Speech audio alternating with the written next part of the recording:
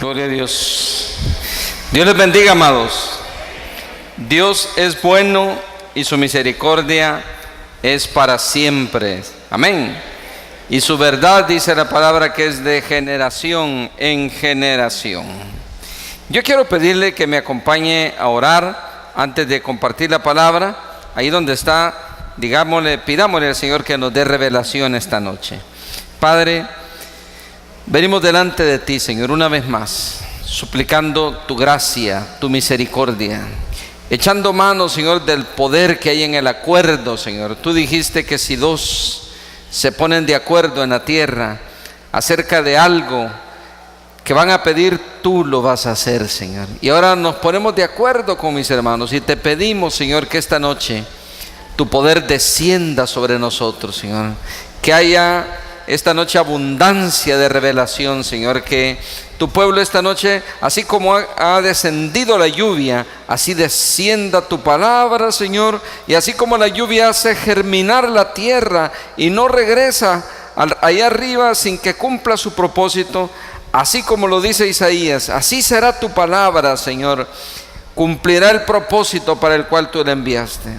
Háblanos esta noche, instrúyenos, consuélanos, exhórtanos, Señor. Fundamenta nuestra vida en la palabra. Padre, transfórmanos por la renovación de nuestro entendimiento. Y en cuanto a mí, te pido que me uses por pura misericordia, Señor, por gracia, en el nombre poderoso de Cristo Jesús. Amén y amén. Les voy a invitar a que leamos la porción que está en Juan capítulo 15 y versículo 16. Lo tenemos ahí en pantalla. Dice de la manera siguiente: no me elegisteis vosotros a mí, sino que yo os elegí a vosotros, y os he puesto para que vayáis y llevéis fruto, y vuestro fruto permanezca, para que todo lo que pidiereis al Padre en mi nombre, Él os lo dé. Déjenme compartirle, hermanos, un poco del contexto en el que fueron dichas estas palabras.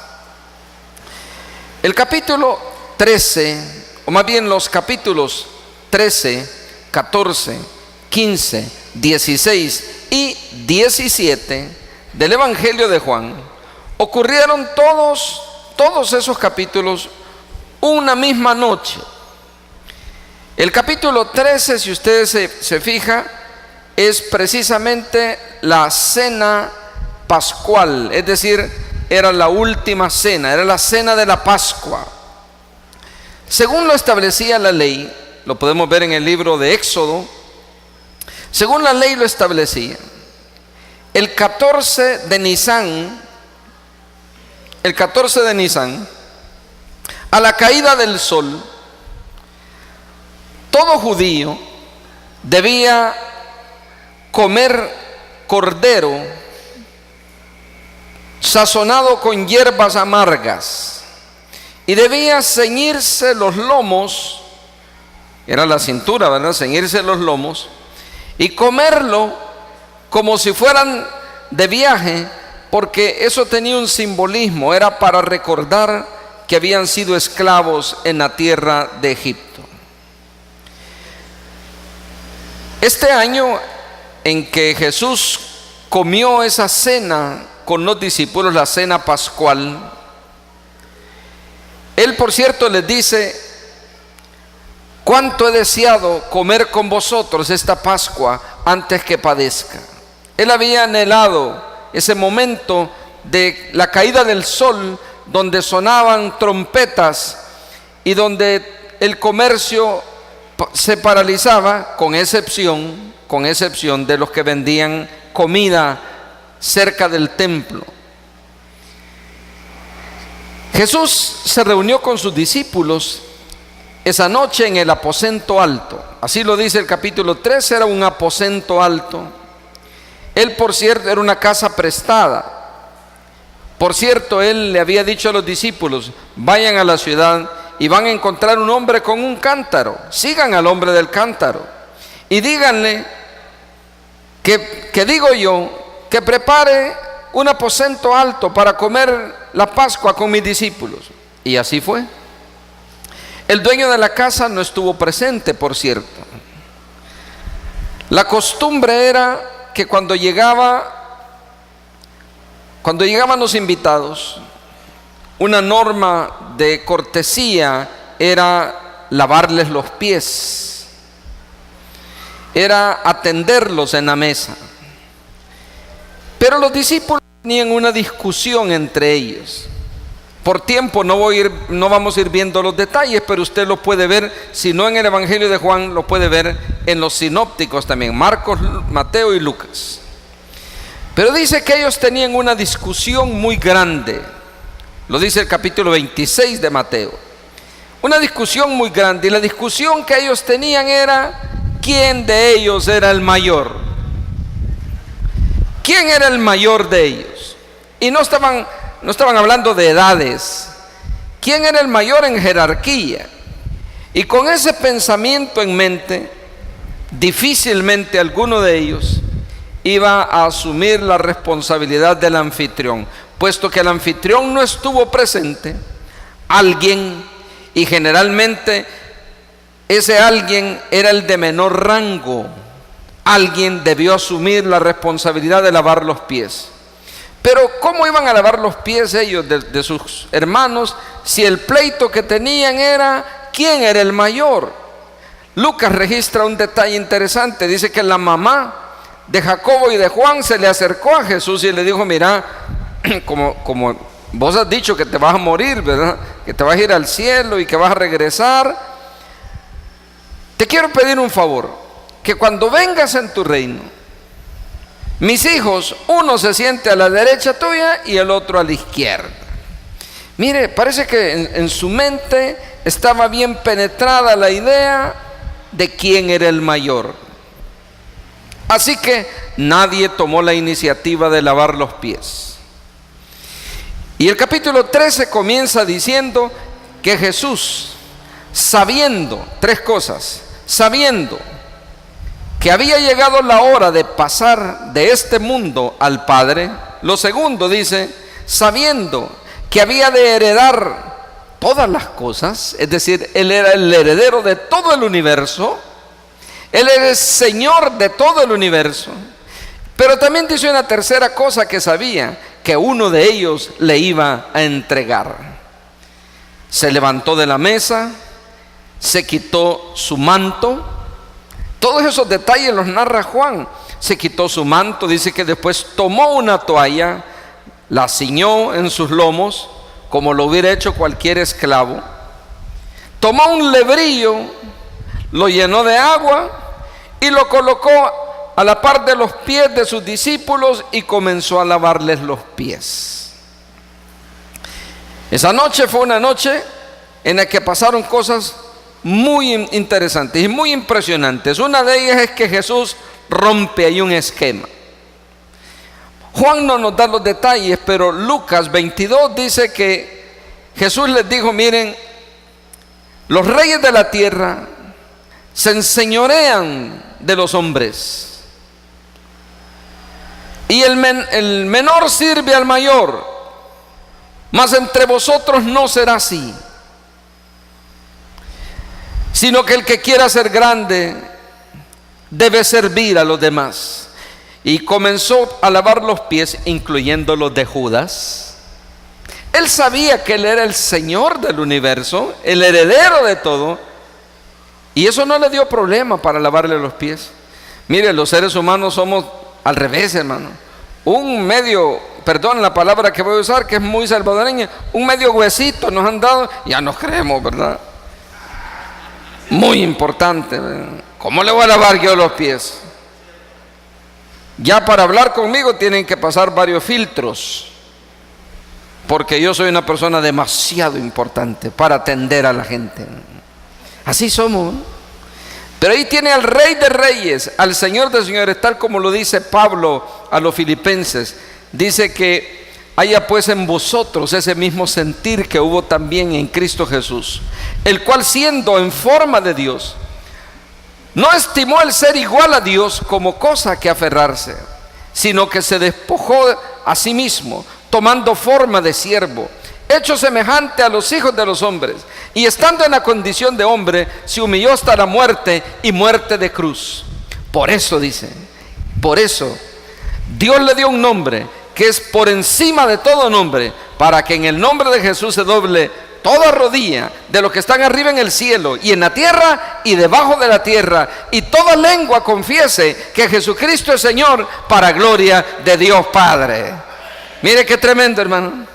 El resultado de la humillación voluntaria, Dios lo ha dicho, hermano: el que se humille, Dios lo va a exaltar, pero el que se exalta, Dios lo humilla.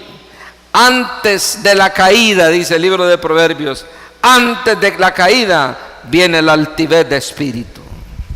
Cuando alguien se está inflando, hermano, es cuestión de tiempo. Y entre más alto se haga, como decimos en buen salvadoreño, más grande es el porrazo, ¿verdad que sí, hermano? Saben de lo que estamos hablando, ¿verdad? Por experiencia propia, ¿verdad? ¿O no? Yo también, hermano, si así somos todos, ¿no? Pero Dios en su gracia nos va transformando. Pues sucedió lo de lavarle los pies. Pedro no quería que le lavaran los pies, hasta que Jesús le dijo: mira, Pedro, lo que yo hago ahora, tú no lo vas a entender, pero lo entenderás después. Es más, Pedro, si no te lavo los pies, no tendrás parte conmigo. Además le dijo, Pedro le dijo: bueno, si eso es así, no solo los pies, le dijo, la cabeza también, y las manos y todo el cuerpo. Porque acababan de subir una cuesta polvosa, hermano. 3 kilómetros habían caminado de Betania a Jerusalén. Me imagino que iban sudados. Y entonces Jesús le dijo: mira, Pedro, no abuses tampoco, ¿verdad? Porque el que está limpio, oiga eso, el que está limpio no necesita sino lavarse los pies. No es mi tema, pero aprovecho a decirle, hermano, que el que está limpio, y él les dice: ya vosotros estáis limpios por la palabra que os he dado. Aunque no todos, les dice, porque ahí estaba Judas. Hermanos, el que está limpio, aquel que ha sido lavado por la sangre del Cordero, no necesita sino lavarse los pies. Eso es un símbolo, hermano. Eso quiere decir que en el diario vivir, en el diario caminar, nos ensuciamos, hermano, ¿o no, hermano? En la vida diaria, ¿nos ensuciamos o no nos ensuciamos? Sí, nos ensuciamos. Pero el que está limpio, hermano, no necesita otra vez retomar el sacrificio. No necesita que Cristo vuelva a morir por él. Lo que necesita es ponerse de rodillas, buscar la misericordia del Señor, ponerse a cuentas con Él, es decir, lavarse los pies nada más y seguir avanzando, hermano. Se alegran por eso, hermano. El que está limpio, lo único que necesita es lavarse los pies. Y el símbolo es interesante porque el que lava los pies también es el Señor. Pero pasaron más cosas. Después de eso, una gran lección de humildad que el Señor les da. Después de eso, claramente les dice: uno de ustedes me va a entregar. En aquel entonces, hermanos, no habían mesas como las de hoy, ni sillas como las de hoy. Las mesas eran bajitas y había una especie de taburetes, como divanes, como un diván, donde se recostaban sobre su brazo izquierdo. Generalmente se recostaban y así comían. Entonces, al estar recostado yo aquí, había alguien más que la cabeza me quedaba por aquí y al otro igual, así, alrededor. Por eso es que dice que Juan estaba recostado cerca de él. No dice que estaba recostado en su pecho. Dice que estaba recostado cerca del pecho de él. No es que le sobaba la cabeza. Qué incómodo hubiera sido para Jesús comer de esa manera. Dice que Pedro le hizo de señas. Ahí lo lee usted en Juan. Pedro le hizo de señas: pregúntale quién es, le dijo a Juan. Y Juan le dijo, como le quedaba cerquita: ¿quién es, Señor? Y el Señor le dijo a Juan nada más, los demás no lo oyeron: el que moje el pan conmigo, ese es. Y dice que después de eso Jesús mojó el pan y se lo dio a Judas. Y le dijo: Judas, lo que has de hacer, hazlo más pronto. Y el Evangelio de Juan dice que como no oyeron lo anterior, ellos pensaron que el Señor le estaba diciendo: anda a comprar lo que falta para la fiesta, o anda, dale un poco de dinero o de comida a los pobres. Eso pensaron que le estaba diciendo. porque no oyeron lo que le dijo a Juan. Inmediatamente después de eso dice que Judas dio la vuelta, dice, y salió, y era ya de noche. Era ya de noche. Después de que Judas se fue, el ambiente se puso tenso. Dice que Jesús se conmovió en espíritu, hermano. Mire, es impresionante, hermano, leer el capítulo 13, 14, 15, donde el Señor describe y dice: mi alma está muy triste hasta la muerte. Marcos dice que estando en agonía, había una mezcla de emociones, hermano. Él se estaba literalmente despidiendo de sus discípulos, estaba despidiéndose de su equipo de pacto. Físicamente no volvería a reunirse con ellos. Era la última vez que iba a estar físicamente con ellos. Así que su corazón estaba cargado emocionalmente. Inmediatamente después de eso le dice Pedro, le dice a ellos: miren, la hora ha llegado. Un poco de tiempo y me verán todavía, pero dentro de poco ya no me van a ver, porque donde yo voy ustedes no pueden ir. Entonces dice que le dijo: Pedro, te seguiré donde quiera que vayas. Pedro le dijo: donde yo voy tú no puedes ir. Y Marcos dice que refleja una discusión. Dice que le dijo: mira, hasta la muerte te voy a seguir si es necesario. Y entonces le dijo: mira, solo Marcos registra este detalle: antes que el gallo cante 2 veces, Marcos 14 lo dice, antes que el gallo cante 2 veces, tú me habrás negado 3. Y entonces dice que le dijo él: aunque todos se escandalicen de ti, yo no me escandalizaré. Y dice la Escritura que también los demás discípulos le dijeron: ni nosotros tampoco. El Señor sabía lo que iba a pasar. Pero en el capítulo, eso es el capítulo 13. En el capítulo 14 les dice: miren, donde yo voy ustedes no pueden ir. Yo voy a la casa de mi Padre, y en la casa de mi Padre hay muchas moradas. Si no fuera así, yo ya se los hubiera dicho. Voy pues a preparar lugar, y volveré, y os tomaré, para que donde yo estoy, no donde yo esté, donde yo estoy, vosotros también estéis, y conocéis el camino. Entonces dice que Tomás le dijo: si ni sabemos para dónde vas, ¿y cómo vamos a conocer el camino? ¿Nunca le ha pasado a usted que va para un lugar y no sabe para dónde va? A mí me pasó hoy en la mañana. Me dice mi esposa, yo medio adormitado: mira, me dice, fíjate que una de mis cuñadas que ha venido de Estados Unidos, había que moverla de un lugar a otro, y yo iba manejándome y no sabía para dónde iba. Y me acordé de Tomás, fíjese por qué. Le digo: mira, ¿y para dónde vamos? Yo creí que vos sabías. No, yo no sé. Si vos me dijiste que fuéramos, yo creí que vos sabías. No, y quién sabe, preguntemos por teléfono. Ya cuando nos dijeron dónde era, bueno, hoy sí. Pues Tomás le dijo: ¿y cómo vamos a saber dónde vas? ¿Cómo vamos a saber el camino si no sabemos dónde vas? Tomás le dijo: yo soy el camino, yo soy la verdad, y yo soy la vida. Felipe después le dijo: muéstranos el Padre, no al Padre, sino muéstranos el Padre, y nos basta. Felipe le dijo: tanto tiempo que he estado entre ustedes y no me has reconocido. Así dice el texto griego: el que me ha visto a mí, ha visto al Padre. Eso es el capítulo 14. Capítulo 14. Hay algunos detalles que me los estoy saltando, porque quiero ya llegar al capítulo 15, donde fueron dichas esas palabras.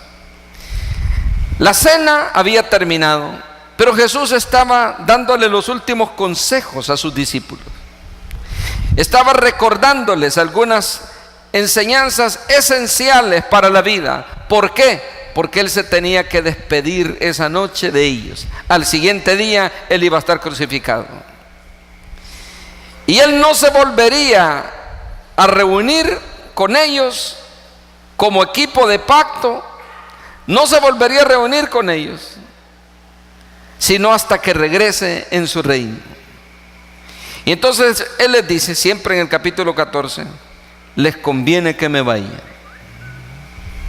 No los voy a dejar huérfanos.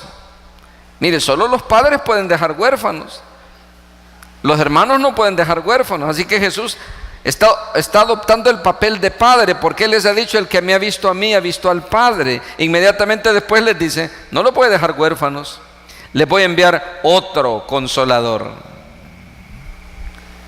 Les voy a enviar otro consolador, el Espíritu de verdad, al cual el mundo no conoce, ni le ha visto, ni lo puede recibir.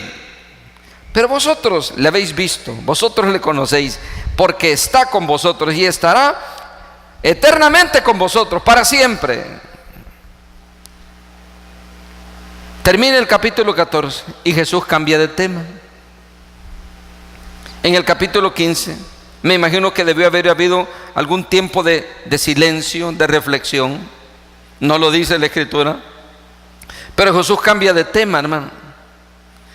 Y en el capítulo 15 la frase que más se repite es: permaneced en mí. Recuerde, era la despedida. Él les dice: permaneced en mí. Y también les dice: permaneced en mi amor. Pero también les dice: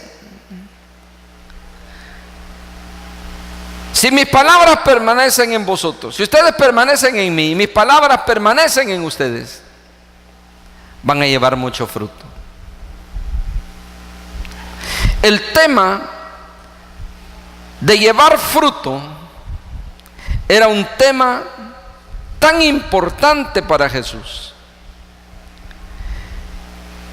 que en la reunión de despedida, horas antes de morir, Él se lo dijo a sus discípulos repetidas veces: en esto he glorificado a mi Padre, en que llevéis mucho fruto y seáis así mis discípulos. Pero, hermanos, ¿y de qué fruto está hablando? Porque la palabra fruto en la Escritura se usa para varias cosas. Por ejemplo, Pablo, cuando escribe a los Gálatas, dice: y manifiestas son las obras de la carne, y enumera las obras de la carne. Pero también dice: mas el fruto del Espíritu es amor, gozo, paz, paciencia, benignidad, bondad, fe, mansedumbre y templanza. Y contra tales cosas, dice, no hay ley. En una sola palabra, el fruto del Espíritu es una vida, es el carácter de Cristo en nosotros.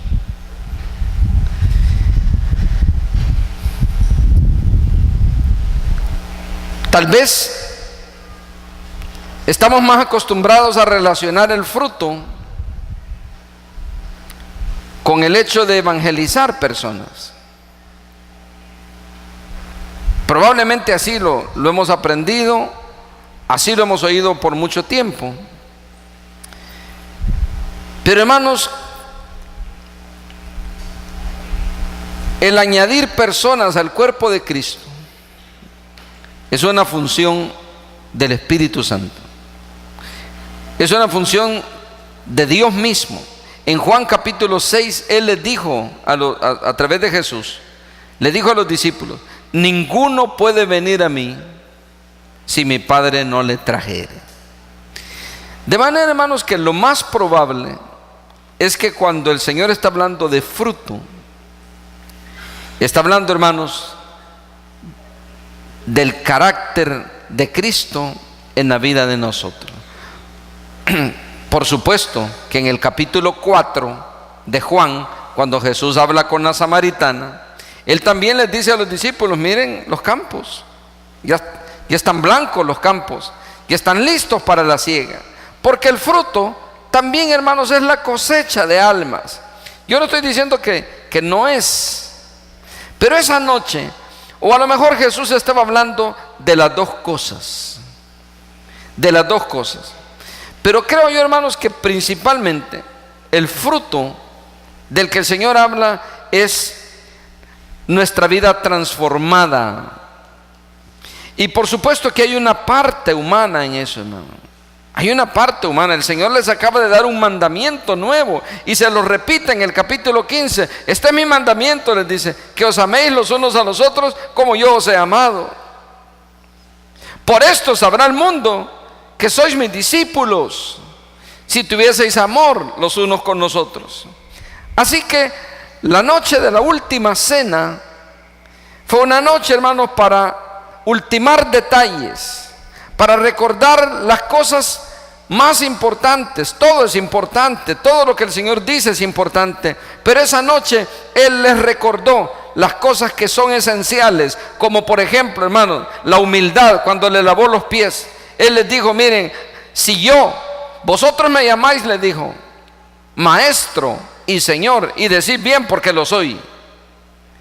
Si yo, y Él invirtió el orden, vuestro Señor y vuestro Maestro, os he lavado los pies, ejemplo os he dado, para que vosotros también lo hagáis.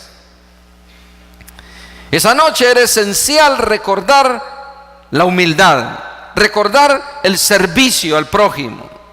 Esa noche fue esencial recordar también, hermanos, recordar que quien conoce mejor nuestra naturaleza es el Señor. Pedro le dijo: yo te seguiré donde quiera y yo no me voy a avergonzar de ti. Y horas después, hermano, lo estaba negando.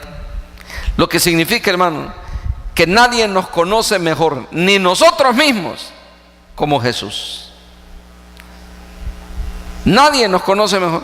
Usted puede jurar y perjurar. Mire, como a veces hay gente que llega a la congregación. Yo sé que aquí no pasan esas cosas, pero allá en Santa Tecla pasa, que le dicen: mire, hermano, yo vengo de tal iglesia y he sentido el llamado de Dios para congregarme aquí con usted. Bueno, hermano, sea bienvenido. Y hermano, cuente conmigo para lo que sea. Muchas gracias, hermano, muchas gracias, le agradezco mucho. Y hermano, mire, como el Señor me ha traído aquí, yo, hermano, de aquí no me voy a mover. Y aunque le parezca risible, aunque usted me eche algún día, yo no me voy a ir de aquí. Vaya, hermano, qué bendición. Y hermano, y el siguiente domingo ya no llegó. Es que nosotros creemos que nos conocemos. Por eso es que Pablo le decía a Timoteo, ten cuidado de ti mismo. Ten cuidado de ti mismo. Somos peligrosos nosotros para nosotros mismos. Aunque todos se escandalicen, yo no te voy a negar. Esa noche fue importante entonces recordar que nadie nos conoce mejor como el Señor. Esta noche fue importante recordar que lo que está escrito se va a cumplir, hermano, porque lo dice varias veces en esos capítulos que le he mencionado. Esto sucedió para que se cumpliera lo que estaba escrito. El hombre de mi confianza levantó contra mí su calcañar. También dice: esto sucedió para que se cumpliera lo que está escrito acerca de Judas. Era importante recordar que lo que está escrito se va a cumplir, hermano. Hermano, si el Señor ha dicho que va a venir, hermano. Aunque a algunos les parezca tardanza, pero va a venir. Si Él ha dicho que si dos nos ponemos de acuerdo para pedir algo en común, lo va a hacer, hermano. Lo va a hacer. También esa noche fue importante recordar que nosotros, hermano, mire, Él comienza el capítulo 15, el lenguaje de Jesús es un lenguaje figurado. Él usa la botánica en ese discurso. Estoy hablando de la misma noche. Él comienza diciendo: yo soy la vid verdadera y vosotros sois los pámpanos. Él comenzó su discurso hablando en un sentido figurado y utilizando las plantas como referencia. Yo soy la vid, ustedes son pámpanos. Y así como el pámpano separado de la vid no puede vivir, así ustedes no pueden vivir separados de mí. Hermanos, era la última noche. Él estaba puntualizando los detalles que no podemos pasar por alto, hermano. Separados de Jesús no podemos hacer nada, hermano. Él es la vid verdadera y nosotros somos sarmientos. Otra cosa, hablando de fruto, separados de mí, les dijo, no pueden llevar fruto. No pueden llevar fruto. Él les recordó esa noche, aunque no con estas palabras, porque ya antes había hablado de lo que voy a decirle yo. Pero Él les recordó esa noche, hermano, que nosotros, los creyentes, los discípulos de Jesús, no somos plantas ornamentales. Mire, qué bonitas las plantas cuando dan flores, hermano. Qué belleza, ¿verdad? Cuando empieza el invierno y uno va por esa ruta de las flores, qué maravilloso ver esas campanillas, hermano, ver esas azaleas, ver todos los girasoles que a veces están en algún lado, ese maní rastrero, ver los campos llenos de flores, qué bonito, hermano. Pero hermanos, nosotros no somos plantas ornamentales. Las plantas ornamentales precisamente son bonitas porque solo sirven de adorno. Pero nosotros no somos plantas ornamentales. Nosotros fuimos diseñados para dar fruto. Es más, esa misma noche, el Señor les dijo cómo darle gloria al Padre. Él les dijo cómo darle gloria al Padre. Veamos Juan capítulo 15 y versículo 8, para que vayamos viendo la escritura. Miren, en esto he glorificado mi Padre, en que llevéis mucho fruto y seáis así mis discípulos. Si el fruto, hermanos, es el carácter de Cristo, que se resume en el amor, amar glorifica al Padre. El que no ama no ha conocido a Dios, porque Dios es amor. Por esto sabemos, dice el mismo apóstol Juan, que hemos pasado de muerte a vida, en que amamos a los hermanos. El que no ama a su hermano permanece en muerte, y la verdad no está en él. Si el fruto es traer más discípulos, es trabajar en el discipulado, pues esto es lo que glorifica al Padre, hermano. Mire, uno puede en el tiempo de alabanza, de adoración, uno puede quebrantarse y levantar sus manos y llorar y glorificar a Dios, y eso está bien, hermano. Pero en el diario vivir glorificamos al Padre cuando producimos el fruto. ¿Sabe por qué, hermano? Porque el Señor se los ha dicho a ellos: separados de mí nada podéis hacer. Ningún pámpano puede llevar fruto por sí mismo si no está pegado a la vid. Así es que, hermanos, cuando alguien da fruto, lo que está manifestando es que está conectado a la vid. Pero si no da fruto, le puede pasar como el Señor le dijo en el libro de Jeremías a Jerusalén. Por tiempo no lo vamos a ver, pero en el capítulo 2 el Señor le hace una pregunta a Jerusalén y les dice: te planté de vid escogida, simiente verdadera toda ella. ¿Cómo pues te me has vuelto sarmiento de vida extraña? ¿Cómo es eso? Y luego les dice en el mismo capítulo: porque dos males ha hecho mi pueblo. Me dejaron a mí, que soy fuente de agua viva, y cavaron para sí cisternas rotas que no retienen el agua. Gran fealdad ha hecho la Virgen de Israel. ¿Alguna nación ha hecho lo mismo?, les pregunta él. ¿Alguna nación ha dejado a sus dioses y les aclara, aunque ellos no son dioses, pero ustedes me dejaron a mí? Separados del Señor, hermano, no podemos llevar fruto. Imposible. No podemos. Así que cuando damos fruto, lo que estamos dando testimonio, hermano, es que estamos conectados a la vida. Mire, a veces nosotros queremos dar testimonio con nuestra boca. Hermano, es que mire, es que yo oro 5 veces al día, hermano. Yo sí, eso sí, hermano. Mire, yo soy una persona de oración, de mucha oración. Yo me conecto con el Señor y, hermano, mire cómo se me puso la piel, mire, solo hablarlo. Yo no digo que no, ¿cómo no? Y de hecho hay que conectarse así con el Padre. Pero, hermano, la evidencia no son nuestras palabras. La evidencia que estamos conectados con la vid verdadera es que llevamos fruto. Esa es la evidencia. Están aquí todavía, ¿verdad, hermano? Y sí me estoy dando a entender.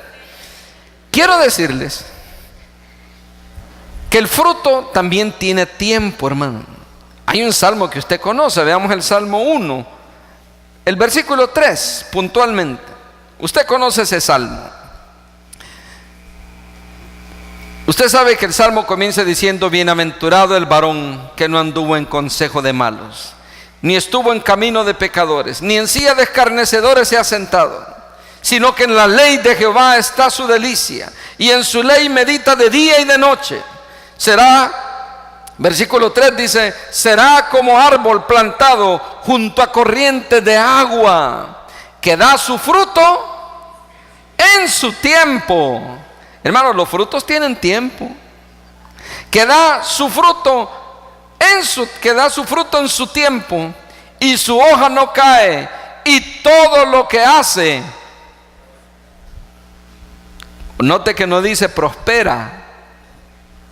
¿Verdad que no dice prospera? Ahí no dice y todo lo que hace prospera. Todo lo que hace, ¿cuándo? En el tiempo del fruto. Uno siembra, hermano. Pablo lo dice, que ni el que siembra ni el que riega es nada. Pablo sembró, Apolo regó, pero el crecimiento lo da Dios. Así que el fruto tiene su tiempo. Y al respecto hay una parábola que me imagino que ustedes conocerán. Una parábola que está en Lucas 13. No me voy a meter a explicar toda la parábola, porque ya el tiempo se me va haciendo poquito y me falta un montón que hablar. Tolérenme, por favor, hermano. Lucas capítulo 13, versículos del 6 al 9. Hay una parábola que Jesús les relató. Dijo también esta parábola: tenía un hombre una higuera plantada en su viña, y vino a buscar fruto en ella y no lo halló. Por supuesto, hermano, que si es un agricultor, buscó fruto en el tiempo que se supone que debe tener fruto. Veamos qué sigue diciendo, en versículo 7. Y dijo al viñador: he aquí, hace 3 años que vengo a buscar fruto en esta higuera y no lo hallo. Córtala. ¿Para qué inutiliza también la tierra? Versículo 8. Él entonces respondiendo le dijo, mire el viñador lo que le dijo: Señor, déjala todavía este año, hasta que yo cabe alrededor de ella y la abone. Y si diere fruto, bien, y si no, la cortarás después. Mire, hermanos, como repito, no me voy a meter a los detalles de la parábola, porque voy a iniciar otra predicación, ¿verdad? Pero esta parábola es ilustrativa de lo que estamos hablando. El Señor dice que tenía 3 años el dueño de la viña tenía 3 años de buscar fruto. Hermanos, 3 años fueron el tiempo que duró el discipulado de los 12. 3 años. La ley decía también, en Levítico 19 lo puede ver, que cuando se plantaba un árbol frutal, los primeros 3 años, el fruto no se debía tocar. Era para el levita, para el forastero, para el transeúnte. Era el fruto se debía de ofrecer al Señor. La parábola está hablando precisamente, hermano, de buscar fruto en el tiempo que se supone que debe haber fruto y no hallar. Mire, una higuera podía no dar fruto por varias razones. Las higueras de las que está hablando Juan, su nombre es en femenino, fíjese, la higuera, porque habían plantas masculinas que se llamaban cabrahigos y habían plantas femeninas que se llamaban higueras. Y una pequeña avispa es la encargada de fecundar.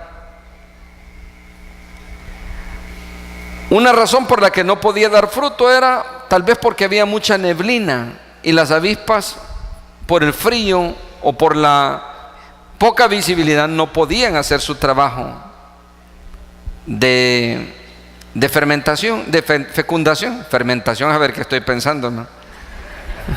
De fecundación. No podían hacer su trabajo de fecundación. Pero también podía ser por otras razones, hermano. Podía ser porque no hubieran cabrahigos cerca. Pudiera ser porque las avispas estaban muertas, no había quien hiciera el trabajo. Pero una cosa que es importante que señala el Señor en la parábola es que esa higuera inutiliza la tierra. Fíjense que las higueras tienen una demanda muy grande de algunas sales minerales. Y por eso es que donde se siembra higuera, no se recomienda sembrar otro tipo de plantas. Porque la demanda de sales es muy grande por parte de la higuera y vuelve inútil la tierra. Entonces, ¿cómo es posible que haya una planta que se supone que debe dar fruto y en vez de dar fruto lo único que hace es consumir y volver inútil? Ni se nutre, bueno, sí se nutre ella, pero no produce nada, y además de eso inutiliza a los demás. Hermanos, el único pasaje en la Biblia, el único, no hay otro, el único pasaje en la Biblia donde un agricultor, donde un viñador habla de abonar la tierra, es en este pasaje, Lucas 13. No hay otra parte. No era una costumbre en aquel entonces, hermano. Los abonos eran orgánicos, pero también, hermanos, ellos respetaban los ciclos de la tierra. El año sabático era un año que dejaban descansar la tierra, y así hacían control de plagas, y así hacían control de nutrientes también de la tierra. No era necesario abonar, pero lo digo eso, hermano, porque el viñador le dijo al dueño de la viña: mira, no la cortes, démosle un año más. Y hermanos, eso, la parábola es una figura de la intercesión de Jesús. ¿Cuántas veces? La pregunta, para empezar a lanzar preguntas ya directas a nosotros, hermanos, ¿cuánto tiempo tiene usted de estar plantado en esta viña? ¿Cuánto tiempo tiene? Usted sabe cuál es la otra pregunta. La pregunta es: ¿qué ha producido usted? ¿Qué ha producido? Si hablamos del carácter de Cristo, ¿quién puede dar fe que usted es una persona que desborda amor? Además, Jesús le dijo a Pedro cómo se demuestra el amor. Pedro le dijo: ¿me amas? Juan capítulo 21. Pedro, ¿me amas? Sí, Señor. Apacienta mis ovejas. Hermanos, el amor para con Dios no es de palabras. A Dios no hay que endulzarle el oído. Él conoce el corazón de nosotros. El amor se le demuestra a Jesús pastoreando gente, hermano. Yo creo, hermano, que el primer ministerio que todo creyente debe tener, antes de barrer, antes de acomodar, antes de cualquier otra cosa, su primer ministerio debería ser cuidar a uno, y que ese uno no se pierda. ¿Cuánto tiempo tiene de estar plantado? ¿Qué es lo que ha producido? Si estamos hablando de amor, ¿quién da testimonio de ese amor? Si estamos hablando de nuevos discípulos, ¿cuánta gente ha traído usted? Y se me ocurre, fíjese, hacerle otra pregunta. Bueno, no es que se me ocurra, yo le he pedido al Señor que me inspire, ¿verdad? Y si en vez de traer hemos sido tropiezo para que otros se vayan, ¿o no pasa eso en las iglesias, no? Me imagino que quizás aquí no, en Santa Tecla pasa, fíjate. Pastor, ya no voy a venir. ¿Por qué? Ay, no, hermano, esa mujer no la soporto. ¿Y qué la tiene que chinear? Pues le digo, no, me dice. ¿Y cuál es el pleito? Si yo les he visto que son bien amigas. Sí, pero de un tiempo para acá ya no. ¿Y por qué? Pues es que mire, los famosos chambres, hermano. Ay, Señor. Y como decía mi abuelo, hay gente que de un pelo hace un chucho, hermano.